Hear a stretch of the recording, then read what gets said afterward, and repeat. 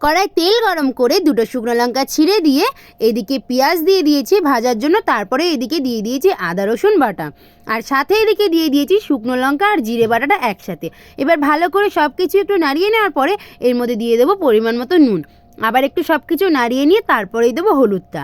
এবারে সব কিছুকে আবার একটু ভালো করে কষানোর পরে এদিকে মাটনটা ধুয়ে রেখেছিলাম, আলুটাও ধুয়ে রেখেছিলাম, দুটোই একসাথে ঢেলে দেবো। তোমরা কিন্তু চাইলে আগে আলুটাকে ভালো করে ভেজে নিতেই পারো।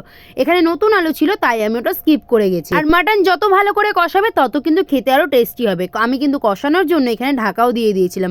এদিকে ঢাকাটা তুলে আবারও একটু ভালো করে নেড়ে চেড়ে নিয়ে পরিমাণ মতো জল ঢেলে দিয়েছিলাম। তারপর ঢাকা দিয়ে রেখেছিলাম অনেকক্ষণের জন্য। এদিকে 4টে লবঙ্গ, 3টে এলাচ আর একটু দারচিনি নিয়ে ভালো করে কিন্তু গরম মশলার জন্য বেটে নিয়েছিলাম।